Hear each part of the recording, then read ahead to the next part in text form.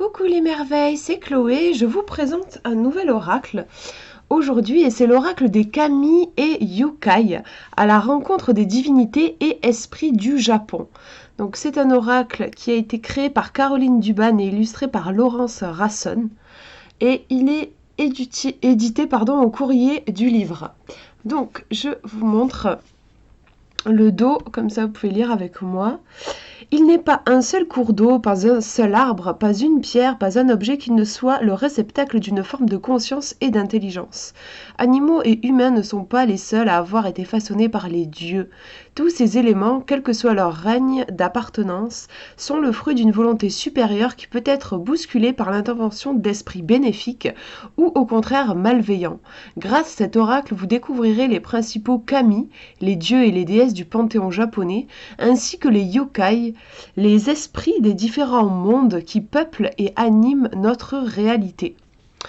C'est un univers vraiment que j'adore, je suis complètement fan de ce jeu. Pour rien vous cacher, j'ai été surprise parce que de base, je suis pas du tout passionnée par les trucs asiatiques en fait. De façon générale, c'est quelque chose qui ne m'attire pas. Mais comme je suis une grande passionnée d'oracle et voilà, qu'il est sorti, je me suis dit, voilà, je vais tenter, on verra bien. Et ben j'ai bien fait tenter parce qu'en fait, c'est un de mes préférés. De toute ma collection, c'est un de mes préférés. Il est en fait extrêmement magique. C'est un oracle qui raconte des histoires. C'est-à-dire que pour chaque carte, donc vous allez avoir soit un kami, soit un yokai. Et on vous raconte, en fait c'est un truc de fou, donc comme forcément je m'intéresse pas aux trucs asiatiques, j'étais pas au courant, je savais pas en fait qu'ils avaient c'est plus qu'une mythologie, c'est comme des légendes, on dirait des contes en fait, c'est des sortes de contes, c'est vraiment merveilleux et magique, et voilà, si vous suivez ma chaîne, vous savez à quel point j'adore les trucs merveilleux et magiques, donc il me transporte dans un autre univers en fait, vraiment ce jeu. Alors du coup je suis super contente de vous le montrer. Hop, voilà, il s'ouvre comme ça.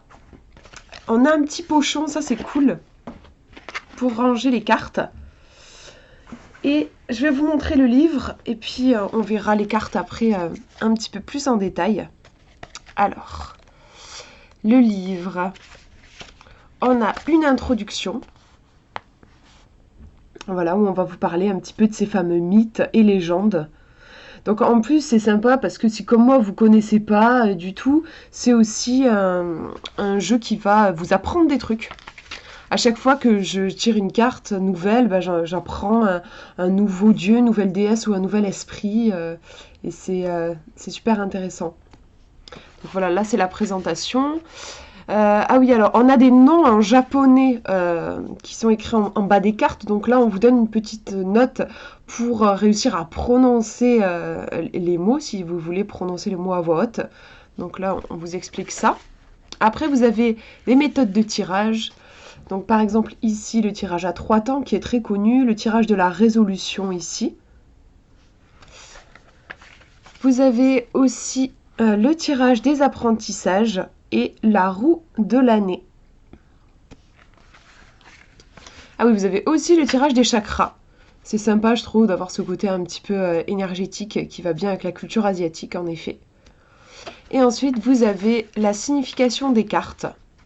Donc, vous voyez, à chaque fois, vous avez le nom. Donc, vous voyez, c'est vrai que c'est des noms assez... on ne sait pas trop comment les prononcer. Avec, j'imagine, ici, la traduction en japonais. Et puis, voilà le texte. Donc vous avez à peu près une double page par carte avec la représentation de la carte en couleur. Donc je vous laisse faire une pause si vous voulez lire le texte. Vous verrez que je trouve que c'est incroyable l'imaginaire qu'ils ont. C'est vraiment, moi ça m'émerveille en fait. Même si voilà, on a, comme ils disent au dos du coffret, on a des divinités qui rigolent pas, hein, qui sont pas forcément, qui sont pas sympathiques en fait, clairement. Mais je sais pas, c'est toujours super intéressant et très fort en symbolisme.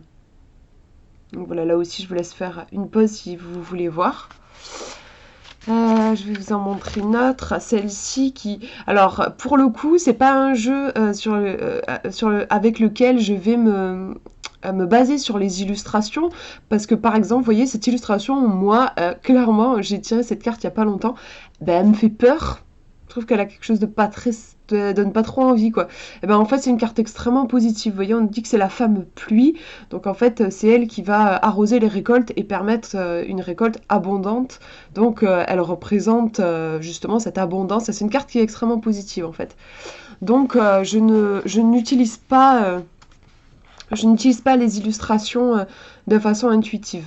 Par contre, le texte, oui, je vais vraiment réfléchir sur le texte. Mais quelle est l'histoire qui est racontée? Quels sont les symboles? Quels sont les éléments peut-être avec lequel le dieu ou l'esprit est en lien? Par exemple, là, la femme que je vous ai montrée, c'était l'eau. C'est intéressant, suivant la question qu'on pose, d'interpréter ça. Voilà, vous avez ça pour chaque carte. Et je regarde s'il y a un autre truc à la fin du bouquin ou si je vous ai tout montré. Non, je crois que c'est bon, voilà. Après, vous avez une petite bibliographie si vous avez envie d'aller plus loin avec les textes traditionnels traduits. C'est vraiment un jeu qui rend hommage en fait à toutes ces légendes et à cette culture. Donc, je vous montre les cartes qui sont dans un petit pochon. Ça, c'est toujours sympa, je trouve. Ça permet de bien protéger les cartes. Donc voilà le dos. J'aime bien, forcément, on a un côté très zen, un peu jardin zen. J'aime bien aussi le fait que, je sais pas si vous voyez, mais elles sont particulièrement allongées. Elles sont moins larges que la plupart des cartes, par contre elles sont plus hautes. Je vous mettrai les dimensions dans la description. On n'a pas de tranche particulière, que ce soit dorée ou argentée ou quoi que ce soit. Et au niveau de la qualité, c'est vraiment, elles sont super bien, bonne qualité. Par contre, elles sont pas glissantes. Vous voyez, il n'y a pas le reflet. Souvent, quand je vous montre, j'ai souvent des cartes qui sont plastifiées. Ici, elles sont mates. Voilà. Donc, je vous montre les cartes. Alors, on a des dessins qui sont dans un style, ce style asiatique. C'est complètement logique, du coup c'est en lien avec tout l'esprit du jeu, quoi.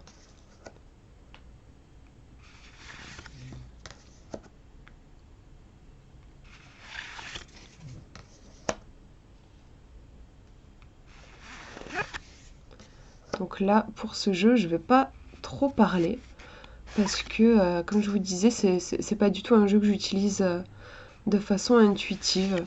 J'aime juste, quand je tire les cartes, j'aime regarder. Pour le moment, je ne connais pas les cartes, je l'ai pas depuis pas assez longtemps pour connaître toutes les cartes.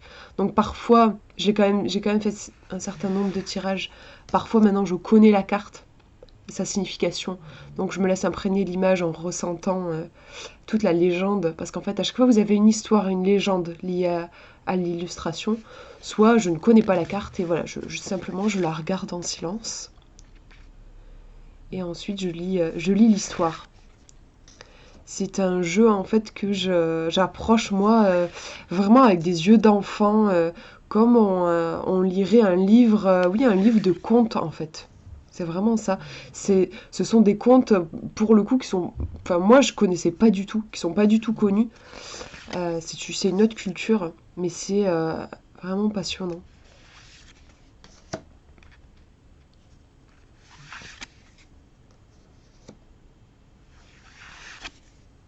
Puis on a un certain nombre de cartes, alors je sais plus combien, ouais, il y en a 52 cartes.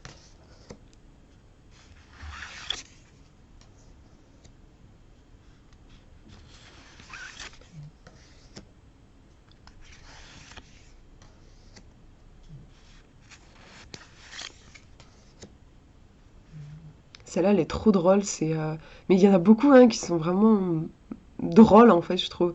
Étranges et un peu marrantes même comme histoire. Là, en fait, ils ont des esprits, enfin une légende sur des esprits qui hanteraient les kimonos.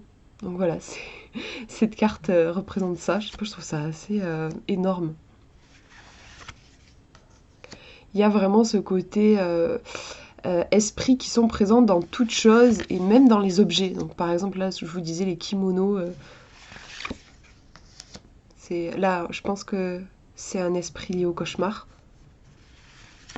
crois qu'il vient manger les cauchemars, lui. Il me semble que je l'avais tiré celle-ci. Et c'est une sorte d'attrape-rêve géant, là, cet esprit-là. Il vient manger les cauchemars. Donc en fait, il est gentil. Il nous enlève nos cauchemars.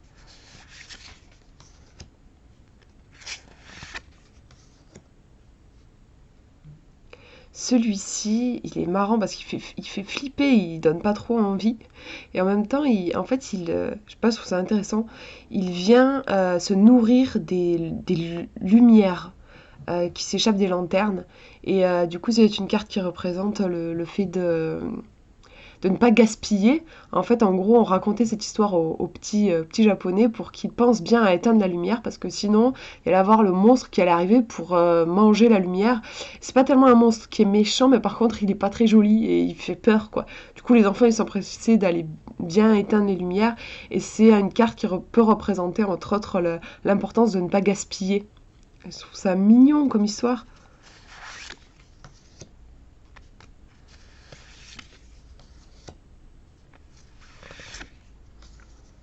Lui, clairement, il fait peur. Je l'avais tiré. Je crois que c'est en rapport avec le passage à l'action. Il faut vraiment pas procrastiner quand vous avez cet esprit-là qui vient vous voir. Alors c'est vrai que je vous ai pas précisé, mais c'est un jeu et ça j'apprécie. Pour le coup, ça c'est quelque chose que j'apprécie dans je sais pas, les traditions aussi divinatoires asiatiques. C'est qu'il est hyper précis, il y va pas par quatre chemins. Ça c'est un truc que j'avais remarqué, qui est aussi présent dans le Yi-King par exemple. Vraiment, c'est un oracle qui vous dit les choses. Et, euh, et c'est vrai, bon, du coup, faut être préparé, quoi, parce que des fois, ça peut être un peu violent.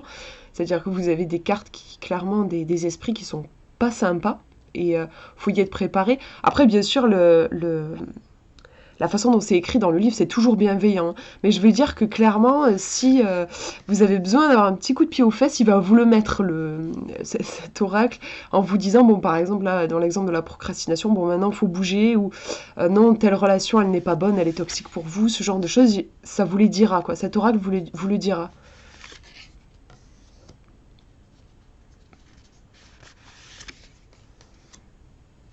Donc là, on a deux esprits.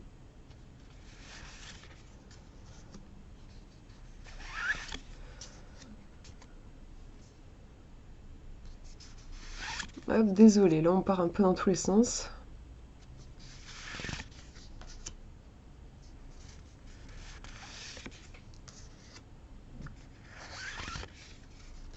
Celui-là, je l'adore, c'est un petit esprit qui se loge dans les œuvres d'art. J'ai été trop trop fan quand je suis tombée dessus.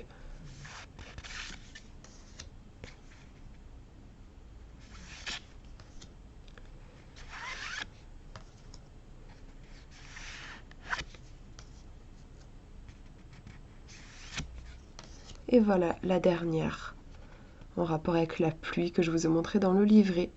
Voilà pour cette présentation, je suis vraiment super heureuse de vous l'avoir présentée, j'espère qu'il vous aura inspiré aussi. Je vous fais de gros bisous, prenez bien soin de vous.